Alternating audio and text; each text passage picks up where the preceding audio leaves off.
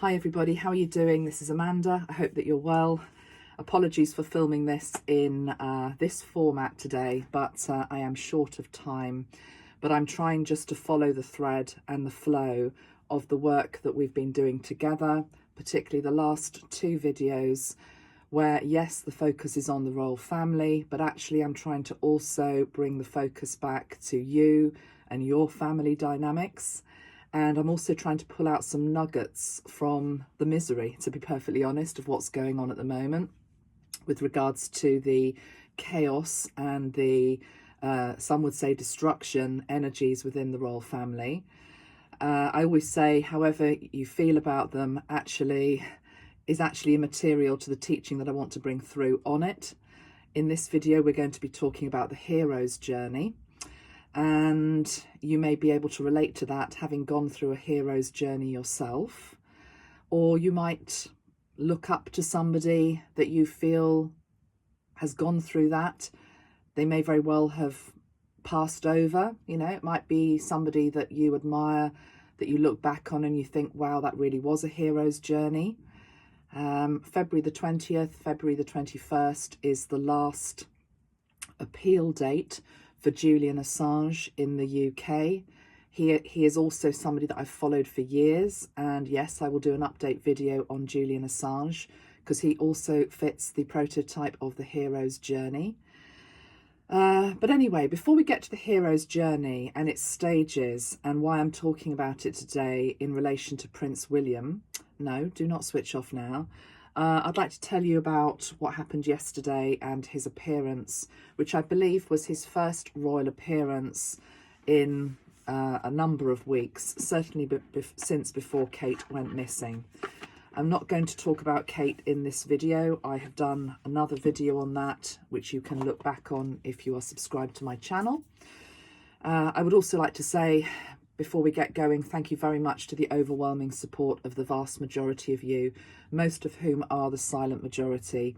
And I'm going to give you a thumbs up, as you often give me a thumbs up and a like on my videos, because you keep me going. You absolutely keep me going, particularly when we're talking about controversial subjects, triggering subjects, subjects that people might come to a video but actually they don't really know anything about you or your ethos or what you're trying to do or who you are. Thank you to the silent majority who understand why sometimes I just have to go with the flow when there is a particular story in the news that I feel is important for us, okay?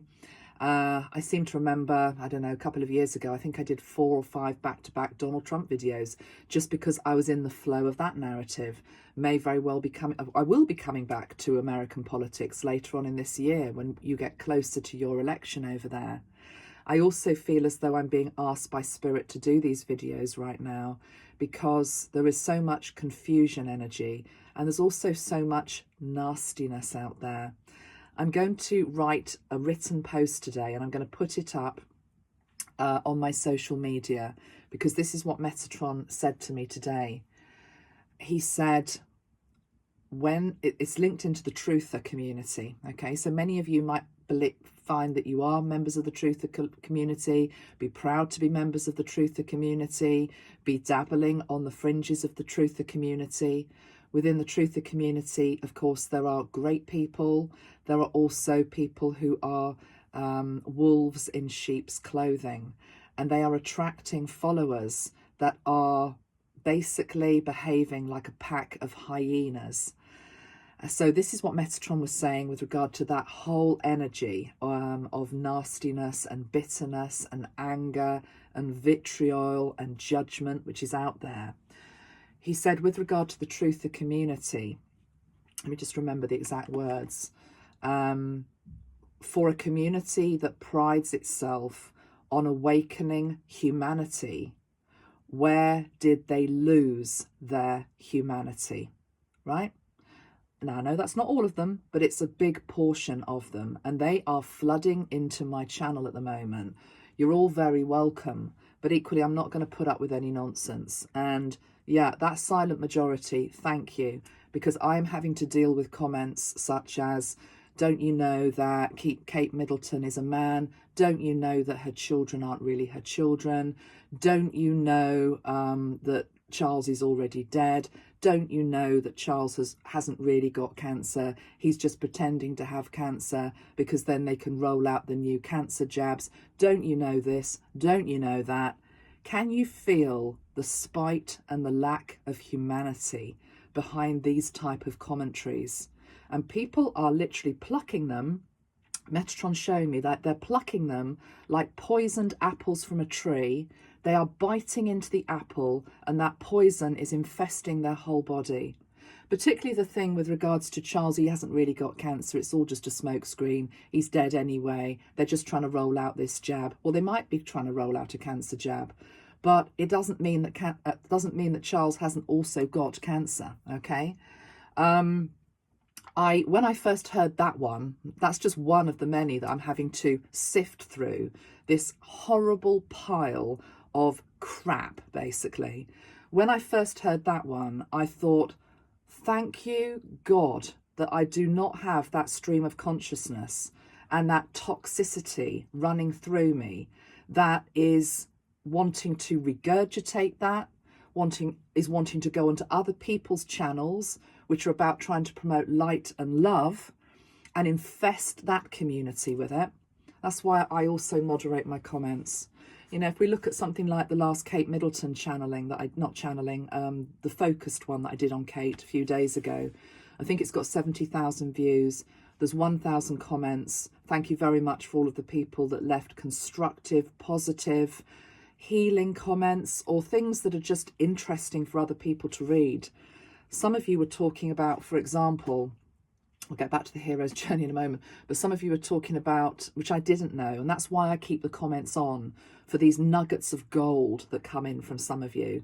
You were talking about the history of Catherine of Aragon, and I can't remember the ins and outs of it. I need to go back and read your comments to get the specifics, but you were talking about how the end days of Catherine of Aragon was very much she went on a hunger strike. Apparently she had abdominal issues. There's a lot of similarities that might potentially be going on with Kate right now. You know, that is interesting. That's the type of thing that as a community hopefully we want to read, in terms of, oh gosh, there is a parallel there. What does that mean? Can we put some healing towards that wound, that ancestral wound, that queen wound that I was talking about? Let's put some healing towards that. That's what I'm about. So Metatron is absolutely right. Where did the community that calls itself a truther community, which supposedly is about awakening humanity, where did they lose their humanity? Okay, right, let's get then to William. William last night, I'm going to light a candle for William. He had his first official engagement. The first part of it was he was having to give out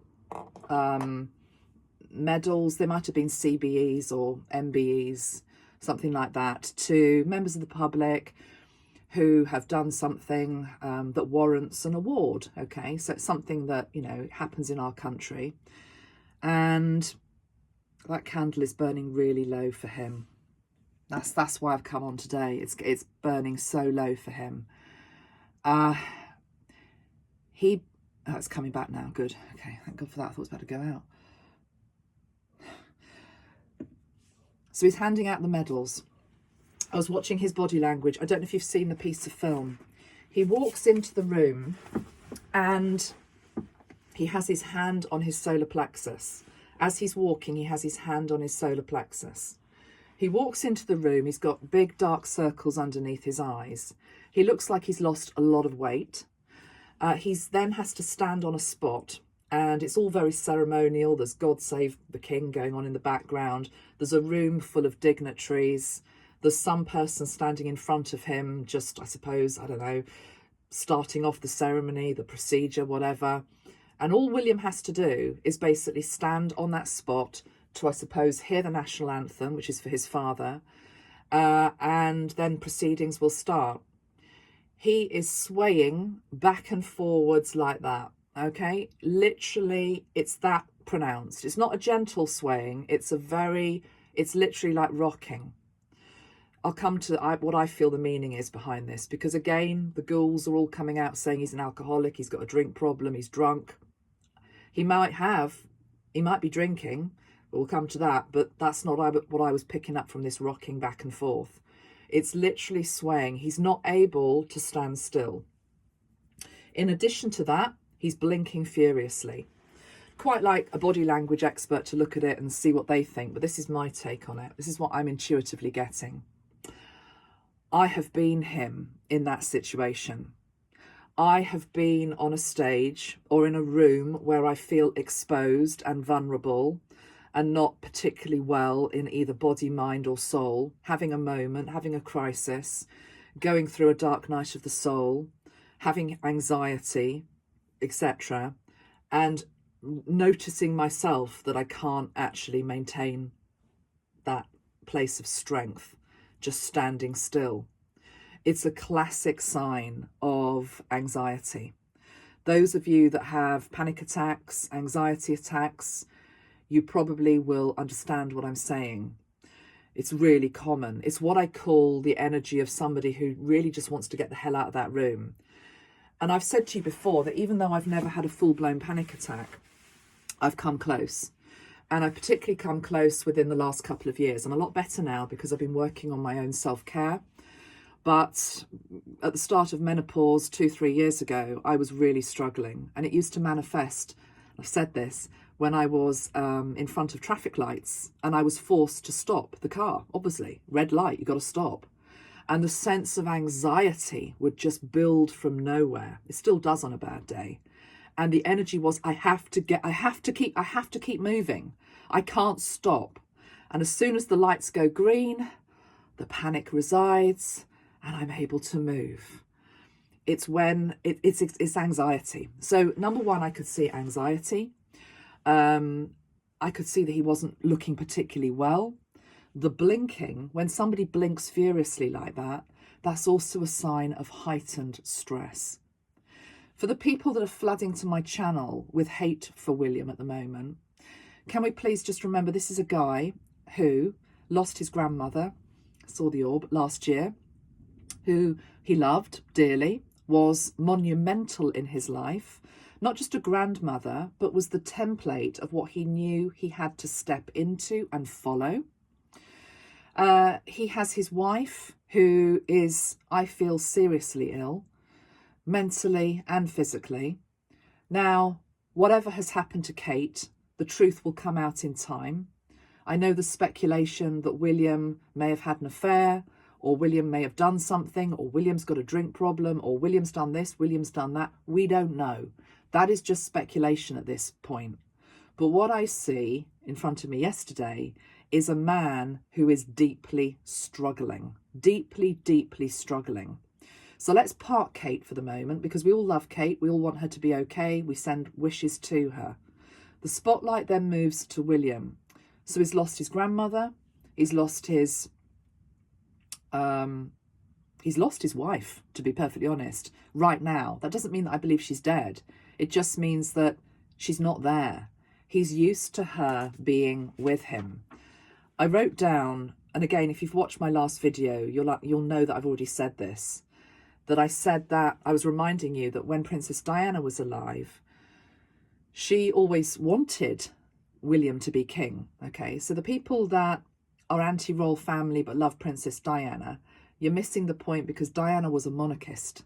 Diana wanted the monarchy to continue through her son, very much so, and still does. Still believes in William. But she always saw, and she always said when she was alive, that Harry would be William's wingman. Think about a plane without a wing. What does it do? It wobbles. It wobbles. It's not secure. It can't actually land. Well, maybe it can, but you get my point, okay? It can't land. It's got one wing. He's got one wing. He hasn't got Harry. Without getting into all the ins and outs of why Harry's not there. Harry's not there. And that also might partly be William's fault as well, because William is very stubborn, very stoic.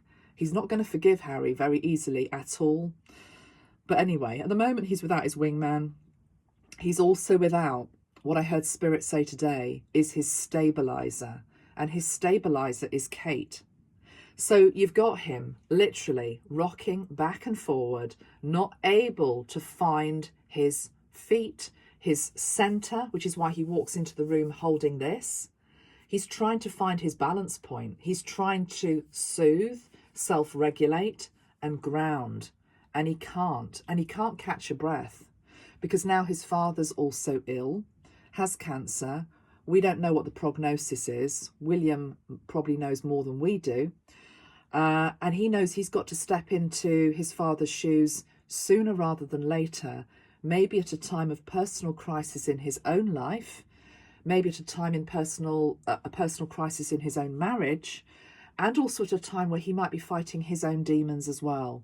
And by demons, what I'm talking about there is drink. I mean, I've never actually picked that up with him, but I've heard people talk about it.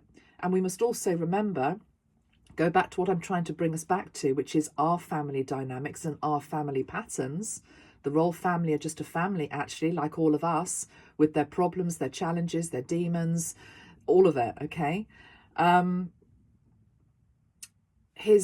think it was the Queen Mother had a bit of a drink problem. I mean, she certainly loved her drink. She was always on the gin and tonic. There are drink issues in the family. Again, do we want to be the pack of hyenas that come in like a lynch mob, okay, and try to flatten this guy when he's at his absolute weakest, okay? The hero's journey, one of the stages is absolutely about tests, and it's about finding out who your allies are and who your enemies are. His enemies are absolutely circling. Whether you think that is warranted, whether you think it's not warranted, that's where he's at. But again, going back to what the family dynamic, I have a history of drink in my family. I shared with you, my father has just fought alcohol addiction. He is an alcoholic and he has no problem saying that that is what he is. So I'm not an alcoholic, but the point is that there is no shame in having people in our family that have drink issues. And to be perfectly honest with you, my friends, the last 2 years have also turned a lot of people towards drink, or if not drink, coping mechanisms in other ways, whether it's overeating, over-consuming. But the other addiction is this addiction to poison and taking off these poisoned apples, biting them. Yummy, yummy. What's this latest bit of gossip?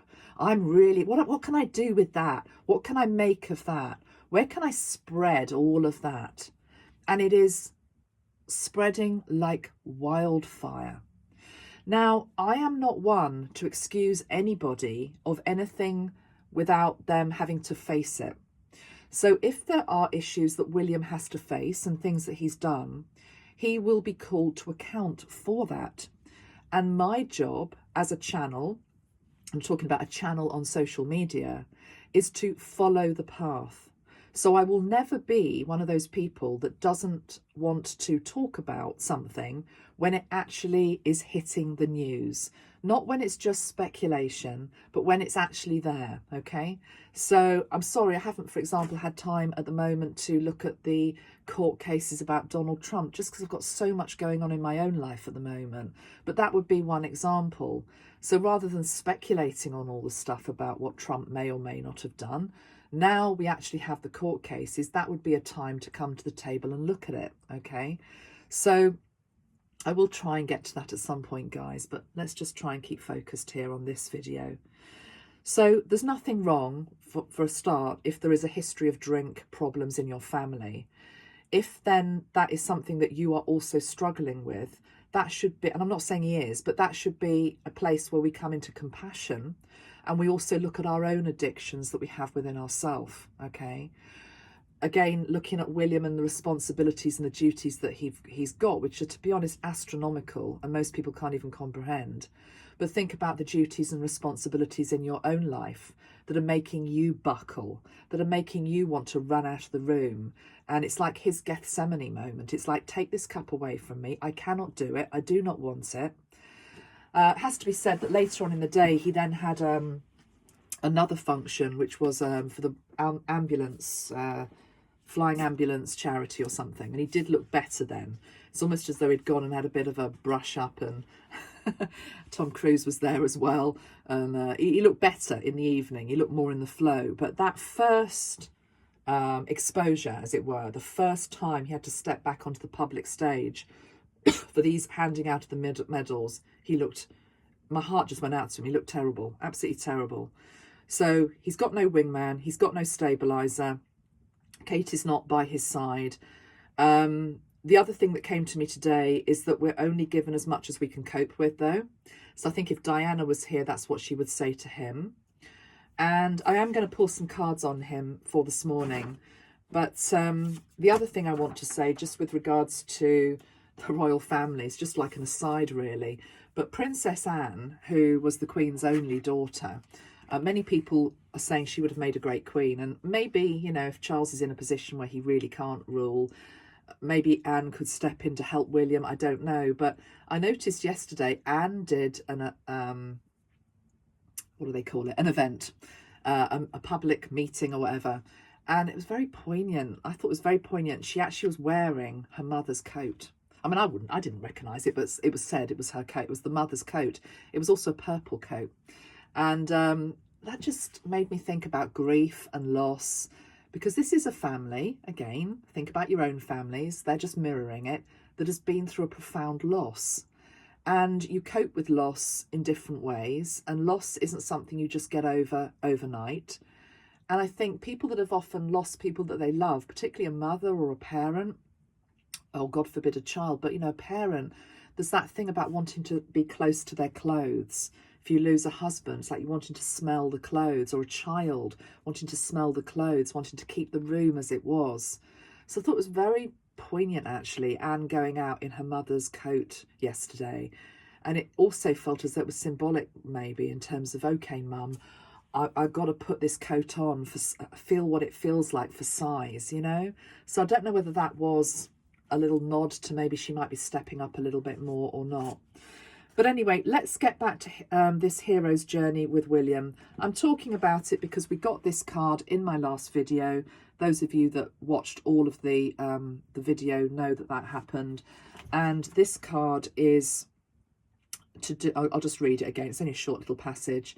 It's an ancient tale written down at an extraordinary hit point of history, when the belief systems of Druidism and Christianity created a curious literary mix. It was about an age of overlapping cultures which illuminated the Dark Ages with spiritual voyages of transformation. Heroes and monks drifted off in the symbolic boat, guided by the gods of their faith. This was called the Imram of Journey of Initiation. For Melidian, sorry if I'm pronouncing the name wrong, remember this is the card I got for William, it started out with the lower vibration of revenge and ended up with illumination and peacemaking through a series of tests and trials on various mysterious islands. The Celtic symbol of the apple branch represents travel to the other world, and the birds are spirit. This is the classic hero's journey, the going and the returning of the hero and their attainment of spiritual transformation, which would add to the wisdom and the evolution of their culture. You see many people saying, I mean, I don't know whether this is true or not, it's just hearsay, it's just gossip, you know, oh yeah, he's got a temper. Well, it actually talks about starting off with a lower vibration of revenge here, but ending up with a vibration of illumination and peacemaking. So maybe whatever's going on with him from his past or now, this is all part of the hero's journey, because the hero's journey is linked into a number of steps. I'm not an expert on this at all, but I'm just going to go with a website here that I found. They talk about 12 steps of the hero's journey. Are there not 12 steps in the AA program as well, which could be interesting? Again, not saying he is, but that's just an interesting point. Anyway, 12 steps. Number 1 is the call to adventure. Number 2 is the refusal of the call. So you get the call to adventure, or maybe in his case, the call to step up. Then we have the refusal of the call. I don't want to do it, okay? Then we have the meeting of a mentor. I don't think he's met that person yet. I don't think he's met that person yet. It could be a mentor in spirit. Oh, it's his mother, I'm hearing. Okay, so when I say he hasn't met her yet, he obviously has met her yet. I feel as though Diana's going to come in a more pronounced way. I see her rolling up her sleeves. And she's got like a rolling pin in her hand as well. You know, that's a very British reference. She's saying stop all the Punch and Judy. You know, again, British reference, but Diana was British. The Punch and Judy type show. In fact, I've got a card that shows it in a deck back here. Have I got the deck? Oops. Oh, it's downstairs. Is it? No, it's behind here. I'll just show you the card I'm seeing. Punch and Judy. British people know what I'm talking about, but I know I've got lots of people who watch me from overseas and you don't know what I'm going on about.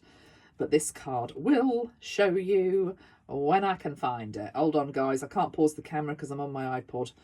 Not my iPod, my iPad. Oh, God. Where is it? Be the last one, of course.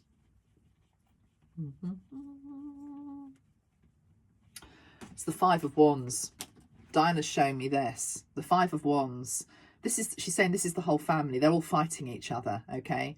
But Diana is here, not as this character who's the one that's always sort of using the rolling pin. It's more that she's wanting to get in there to sort them out all out, to knock their heads together. She's coming in with some tough love and some guidance for William. But anyway, let's go back to these 12 steps. So Diana is there for him. Diana's also there for Harry, of course, yes. She's there for all of them. She's also there for Charles very much, I feel, right now, very much.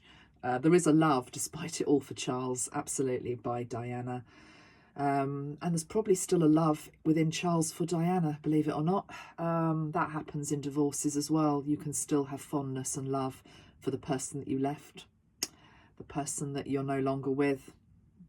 Might not be a popular topic, but it's the truth. I've seen that play out in my own life. I'm not talking about myself here. I'm talking about other people that I know. So the hero's journey, the call to adventure. This is William. The refusal of the call. I'm not doing it. Number 3, meeting the mentor. I'm hearing Diana is also saying it might well be that she's trying to put a mentor in front of his face. She's wanting to introduce him to somebody. And no, it's not Tom Cruise. She's got a sense of humour. Number 4, fourth stage of the hero's journey is crossing the threshold.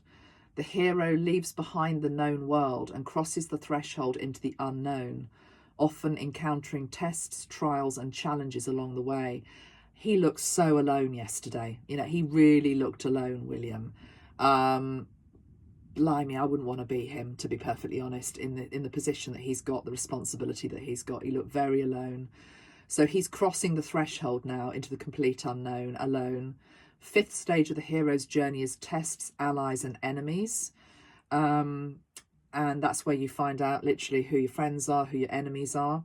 Number 6, the approach to the innermost cave. He hasn't gone there yet. The hero approaches the innermost cave or the heart of darkness, often facing their greatest fears and their greatest challenges. I think he's on the brink of that, to be perfectly honest. He's on the brink of that dark cave. Number 7 is the ordeal. This is the moment of the hero's greatest challenge, where they face a major obstacle or enemy and must overcome it to continue their journey. Right, actually, to be honest, I think he might be there as well. Maybe the stages all sort of intermingle, a bit like, you know, you can have different timelines operating at the same time. I feel as though he's doing the stages in, not necessarily in a, well, he must be doing them in a chronological order, but I feel he's dipping his toes into all of the different stages, because he's also at the stage of the ordeal. This is the moment of the hero's greatest challenge, where they face a major obstacle or an enemy and must overcome it to continue their journey. You see, no, I'm not going to say that. Well, I will now, because I've got you all speculating. Part of his, you see, the media can turn on you like that as well.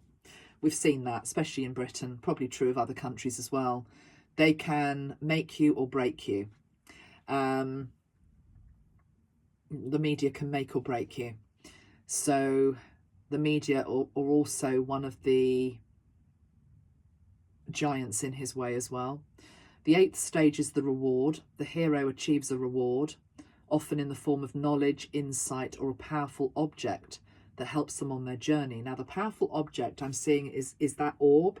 The I don't know what it's called. You know, one of the things that you get given when you become king is the orb with the cross on top of it. That's what I'm seeing, because I always saw that when he became king, there would be this moment where effectively the Holy Spirit comes down and he has a profound transformation. There is a moment of anointing, which is holy and sacred, and that's what I feel he receives there. But anyway, he gets a reward, but he also gets knowledge. He gets the knowledge and the wisdom in terms of how to handle this journey that his soul chose. He incarnated to be the Prince of Wales, to become the King of England, not just the King of England, you're right to correct me, the King of Great Britain, the UK. He'll be King of England, Wales, Northern Ireland and Scotland. That's what UK is. The 9th stage is the road back. The hero begins the journey back, often encountering even more challenges and obstacles along the way. So you have your moment of realization. I can do it. I've got the power. I've got the wisdom.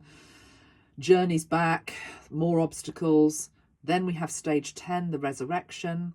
The hero experiences a moment of death and rebirth, often symbolized by a physical or metaphorical transformation. 11 is the return. He returns home transformed and changed by the experience for the benefit of the community. And then 12 is the freedom to live.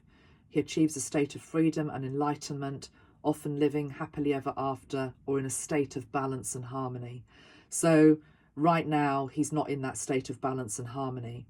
Examples of the hero's journey, we've got here The Lion, the Witch and the Wardrobe by C.S. Lewis, The Lord of the Rings by J.R.R. Tolkien, The Odyssey by Homer, Star Wars by George Lucas.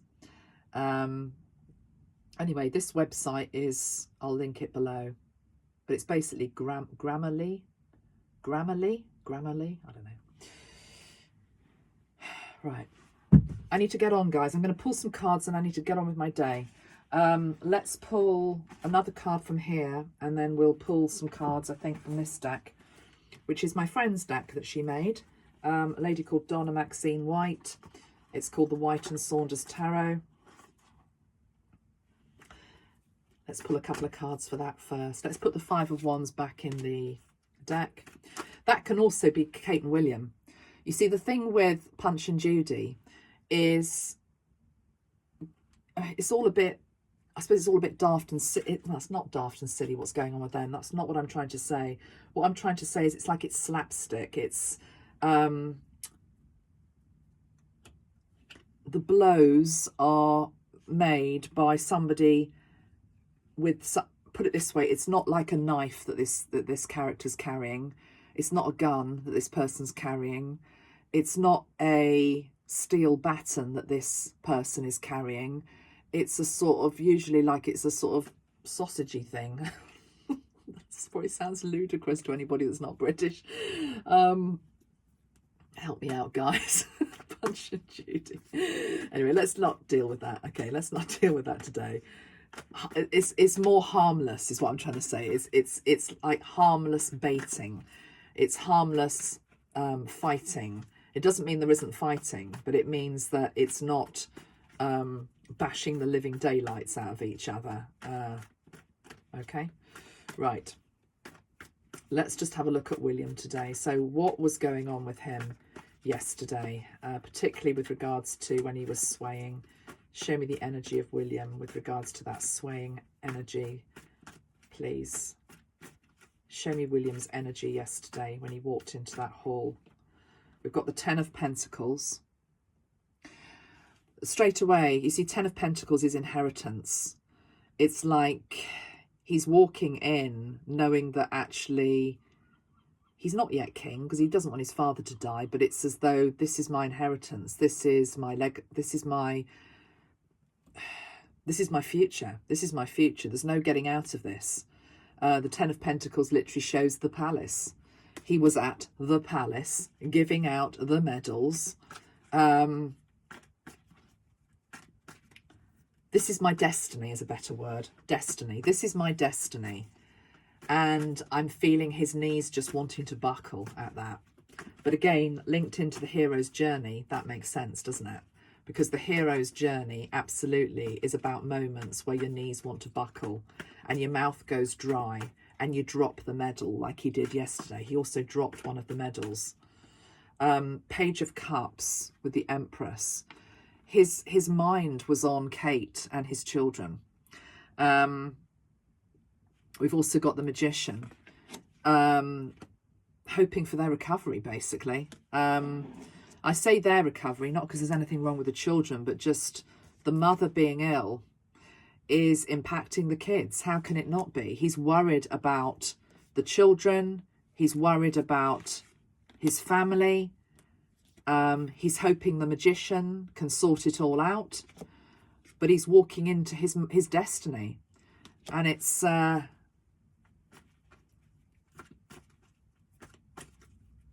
knee buckling, dry mouthed moment. No wonder the poor guy was swaying backwards and forwards. Okay, William. 2 more cards from this deck, please.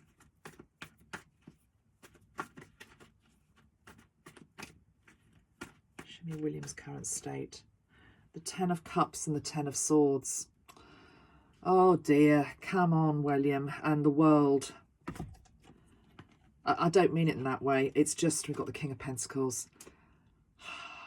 It's what I've said before. I think there's trouble in the home. If he's done something in terms of infidelity, he is going to really regret it. Really regret it. Because I had the 10 of Cups. The 10 of Swords is an ending, and the world is a new cycle.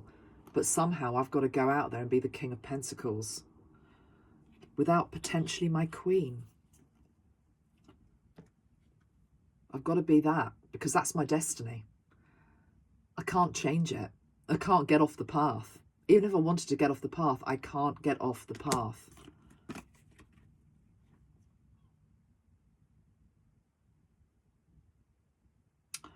This 10 of Swords card, it's a man with a sword in his back, feeling totally defeated. This also feels to me, and again, I say it in every video, I feel as though they're under energetic attack, the royal family. I really do. Who's got it in for me? Who has got it in for me? Who wants to stab me in the back? If there hasn't been infidelity in the marriage, who is trying to end this marriage? Who's trying to bring this to an end?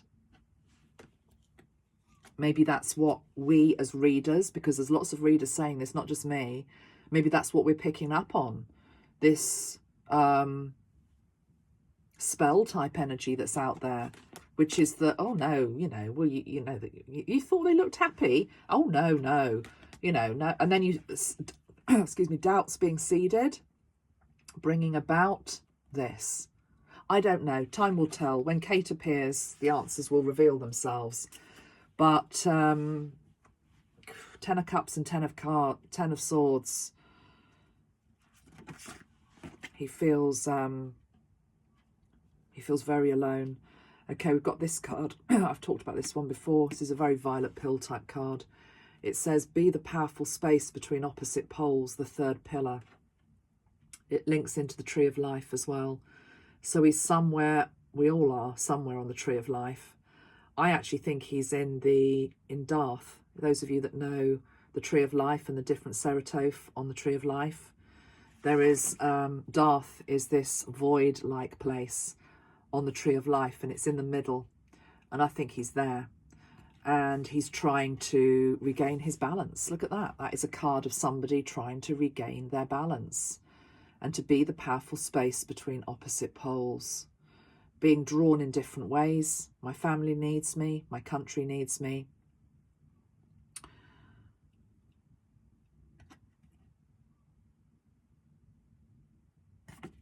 One more card that goes with that.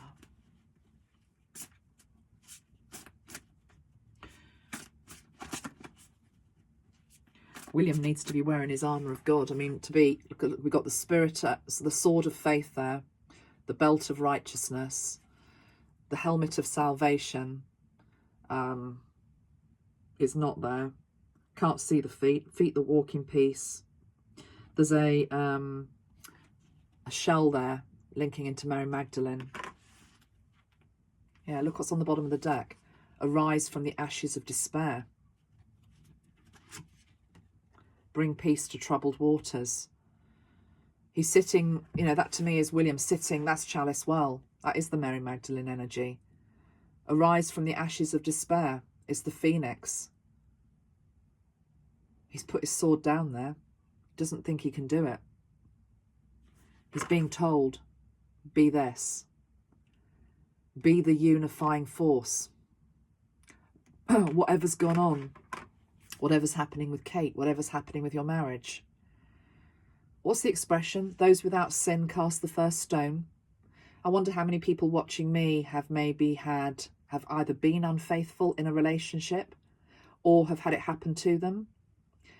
It's not uncommon. But yet what we want to do, if this guy has been unfaithful, and it is only speculation, I'm not convinced he has, but if he has, let's throw the stones at him, because we don't want to look at ourselves. We don't want to look at where we've maybe been devious or we've betrayed somebody. No. And that isn't just also about being unfaithful. It's also linked into people that maybe just stay and betray themselves because they haven't got the strength to leave a relationship that died years ago. And that might be hard to hear. It might be hard to integrate. But I'm just trying to get us to think wider and out of the box. That's my role here. Because very few other places am I seeing these type of messages. And that's why I'm going to keep coming on delivering them, okay? So, can he arise from the ashes of despair? Can he rebuild? Can he be the king that, if it has to, stands alone? The hero's journey would imply, yes, he will be able to do that. But right now, he's wobbling. Let's just pull 2 cards from this deck.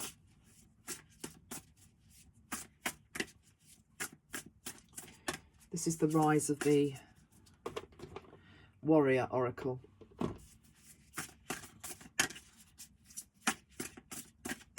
William.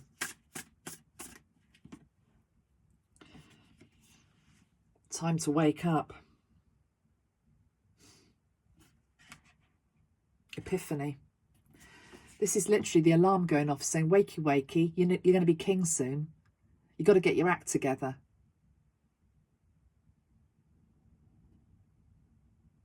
People were saying yesterday he couldn't keep his eyes open. He was literally blinking, blinking, blinking, blinking.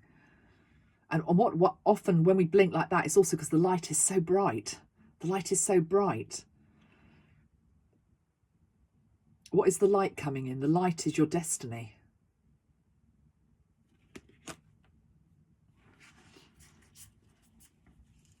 We've got the card of self-sabotage on the bottom of the deck, upside down. So there might very well have been some self-sabotage energies going on with him. It says, first you need to believe that you are worthy.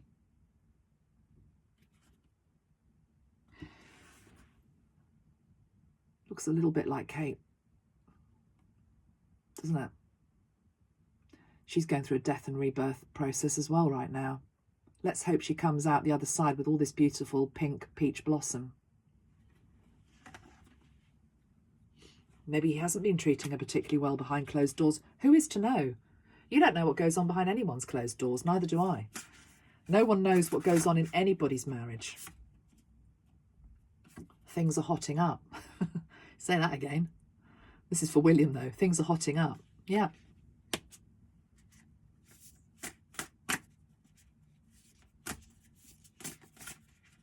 This might be a completely random reference, but you do know how much I love Soft Cell and Mark Almond, and their most favourite song is Say Hello, Wave Goodbye. And there's a line in it, standing in the door of the pink flamingo, crying in the rain. And it's all about saying goodbye to a love.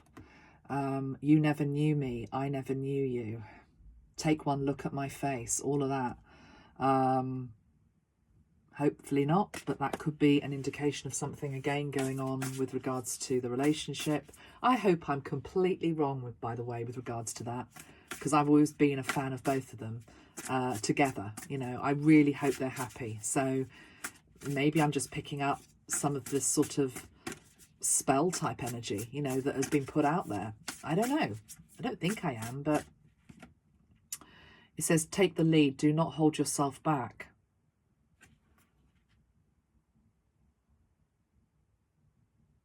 That feels like Kate again. I think we're on to Kate, because on the bottom of the deck we've got take time out. Some alone time is needed. There she is, taking some time out. That's exactly what she's doing. And then we've got the rise of the divine feminine next to the rise of the divine masculine. That's the happy ever after. That they whatever's going on is transmuted, transformed. They become a higher version of whatever they were before. Final card for William.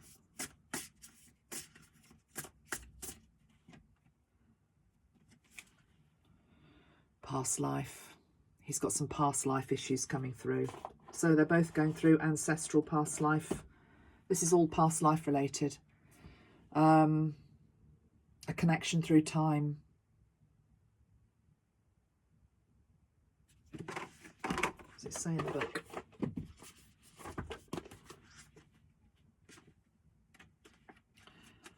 There is an interaction with someone who you immediately click with. You have a strong sense of knowing or reconnection with this person that feels you have been on a journey together before. It's Kate and William.